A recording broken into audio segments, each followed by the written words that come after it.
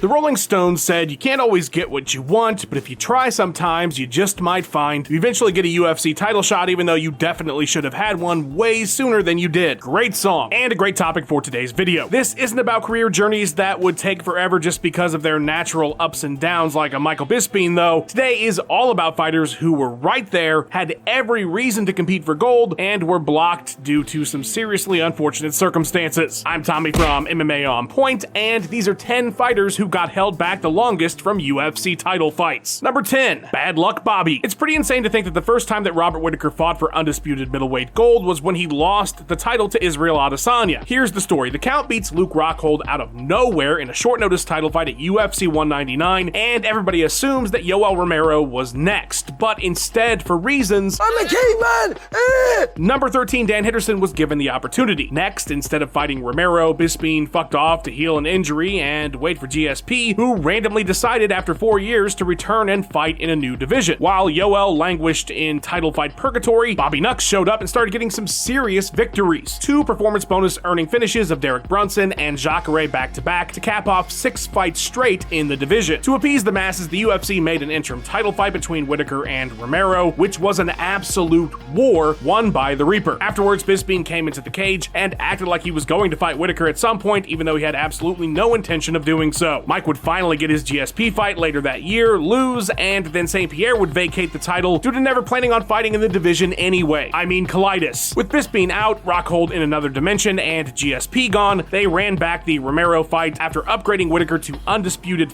finally. But get this, Yoel missed weight, and so the fight wasn't even for gold. Okay, this is a clusterfuck. Even for us. Good God, Whittaker's whole title run was a disaster caused by everyone but him. Number 9, Unforgivable Draw. You could very much argue that Magomed Ankalaev should have been fighting for the strap again immediately after his vacant light heavyweight title fight with Jan Blachowicz that went to a split draw because pretty much every single person thought that Ank should have been given the nod by the judges. Blachowicz thought he lost the fight. Right. At the end of it, Blachowicz said, give him the belt. It was a big ol' mess, but Dana thought the fight was just shit-tacular, and he wasn't at all eager to rebook anything with Ank, especially a title fight. I heard that Ankalaev is upset and whatever. What do you do now, right? I mean, vacant title, it's split. You do Glover versus Jamal Hill in Brazil for the vacant title. Is that done? Done. That summer, after winning, Hill would be forced to vacate after playing basketball with DC, and so naturally Ank would be next in line, right? No. He would be fighting number 7 Johnny Walker for some reason. Twice. After this stupid nothing fight ended with an illegal knee the first time. In his stead, the ultra-popular Alex Pereira would be lined up for the vacant gold against former champ Yuri Prohaska, who also vacated like Hill due to injury. My God, these divisions are a mess. Shortly after Alex won the vacant gold, Ank shored up his series with Walker, lining him up to finally get another shot at gold. I'm just kidding. Next was a returning Jamal Hill, and then Yuri again, and then Khalil Roundtree for absolutely no fucking reason whatsoever. Magomed would rattle off another victory for his troubles in the meantime, and then after literally nobody else was left, they finally gave him a shot at Pereira, and he beat him. He did everything he had to do. Now he's the UFC light heavyweight champion of the world against the most devastating champion we've seen in years. Number 8, Glover's Odyssey. So Glover Teixeira didn't get to fight for a UFC title until he was 34 years old. I'm sure absolutely nobody imagined he would be winning gold at 42 years old, but that's another story. The truth is, though, that at 27, 7 years earlier, he was already primed for a light heavyweight run in the UFC, and that was absolutely the plan for him, for the UFC, for his team. He was the main sparring partner of Chuck Liddell during his title reign and considered a top prospect at 205. The UFC couldn't wait to sign him, but he was in the United States illegally. Teixeira came to the US illegally in 1999 and never got things squared up. In order to resolve this problem and enter the UFC in 2008, he went back home to Brazil to apply for a waiver, but his visa status was blocked. And instead of hitting the UFC in his physical prime, he would be locked out of the country for 4 whole years. The years that statistically are your peak if you are an MMA fighter. When you wait, my friend, that's not a good thing. I'm losing my prime over here. While desperately working to get that resolved, Teixeira would rattle off 10 more victories. In May of 2012, now 32 years old, Glover was finally able to enter the UFC, as he was meant to in 2008 as the protege of Chuck Liddell. But the landscape had changed, and Teixeira went from a hot prospect to a guy who had to prove himself, which he did, rattling off 5 UFC victories before earning a shot at JBJ's light heavyweight title. He would finally gain US citizenship in 2020. Welcome to America. Number 7, BFF delay. There is absolutely no reason that Daniel Cormier should not have been fighting for the heavyweight title in the UFC, and honestly his first fight in the promotion. You could absolutely make that argument because the man came from Strikeforce, where he would be the unlikely winner of the clusterfuck that was the heavyweight Grand Prix. We're talking about a period where Bigfoot Silva got his shot after his unlikely victories over Travis Brown and Alistair Overeem, so it wasn't as if there was some mandate challenger. But okay, say it was too fast to put 11-0 Cormier in a title fight. Surely after beating former champion Frank Mir in his debut, he would get the shot, right? What about after Roy Nelson then? Of course, we're not addressing the actual reason Cormier was not even considered in the heavyweight title picture, and that is because his best friend and teammate Cain Velasquez was champion. No, as far as fighting each other or anything else, no. I mean, that's definitely not a possibility, Yeah, so there was never going to be a right time for DC to hop in at his natural weight, which is why after just 2 bouts, he decided to move down to 205 somehow and work towards a shot there. His first fight against Rashad Evans would have been a solid start, but Evans was forced out and he fought a literal barista instead. Then he weirdly fought and destroyed Dan Henderson before the UFC was finally done playing games with this man who was championship caliber from the moment he started in the promotion and gave him a fight with JBJ. And it did not go well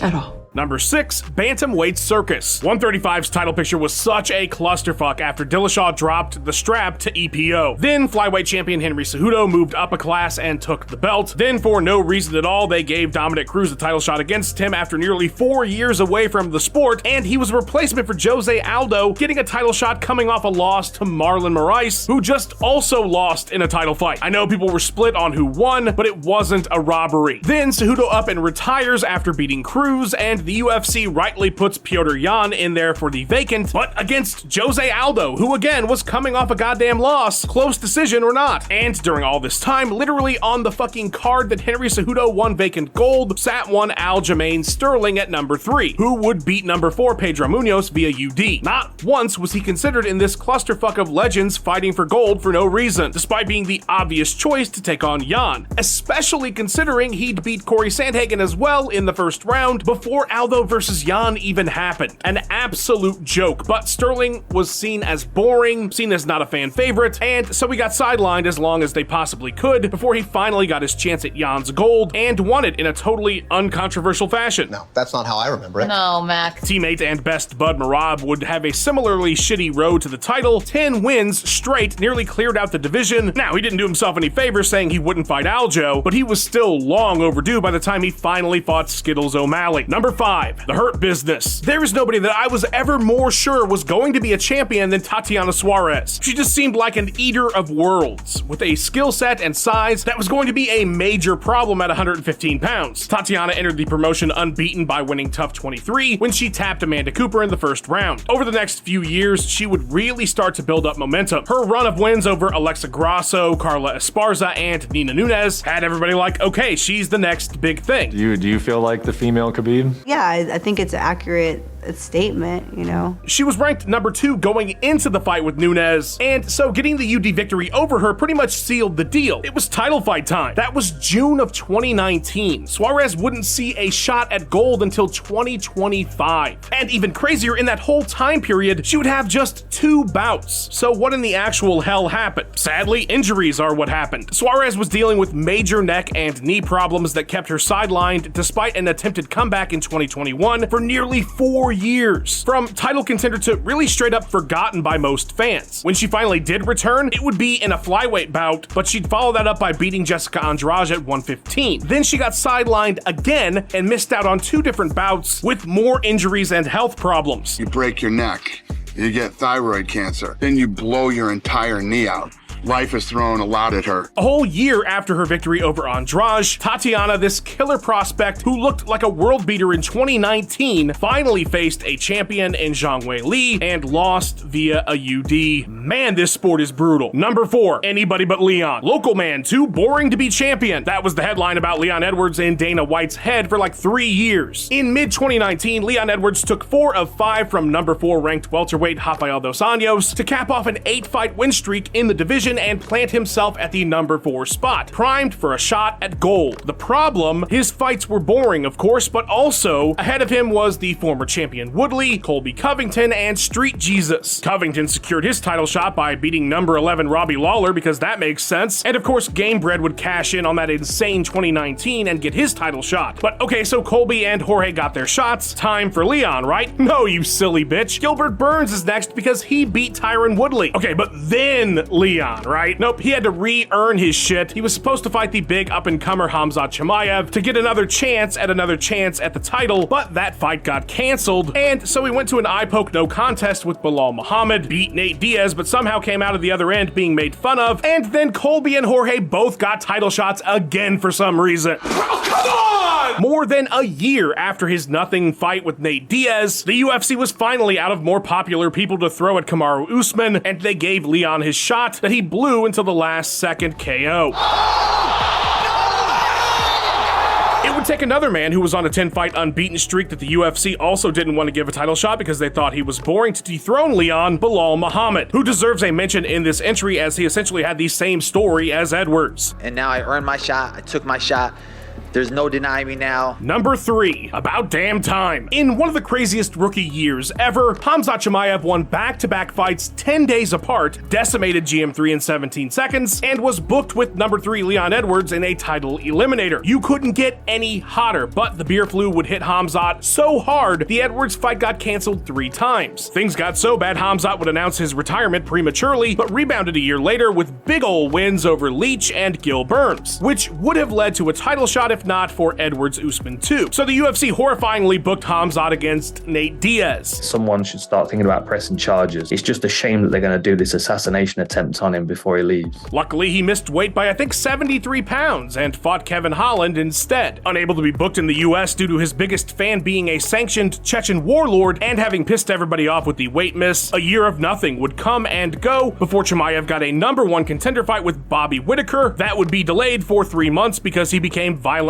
ill on fight week. Good God, dude, get it together. When they finally fought, he de-jawed the Reaper and fucking finally found himself in a title fight after he worked out his visa issues and could come back to the States. Surely that fight in a few weeks will go through no issues whatsoever, right? Don't you put that evil on me, Ricky Bobby! Don't you put that on us! Unbeaten, and it took 5 years to get there. Insane. To be fair to him, we've seen other unbeaten guys like Shavkat Rakhmonov languish too long waiting for gold, although not as dramatically. Arman Tsarukyan not undefeated, but overdue too. That said, both of those guys also had scheduled title fights that fell apart, so that's more than Khamzat could say. Number 2, the Iceman waiteth. Charles Liddell was technically number 1 contender after he beat Vitor Belfort at UFC 37.5. That fight was specifically to determine the next in line to fight Tito Ortiz for the title. I thought I was the number 1 contender for a long time, but now it's finally guaranteed. Instead, Chuck would finally get his chance to fight for undisputed UFC gold nearly 3 whole years later, which in early 2000s MMA years might as well have been a decade. At that point, Chuck was on a 9-fight win streak, but the UFC had a big-time money grudge match between champion Ortiz and Ken Shamrock, Because I'm gonna spank your ass.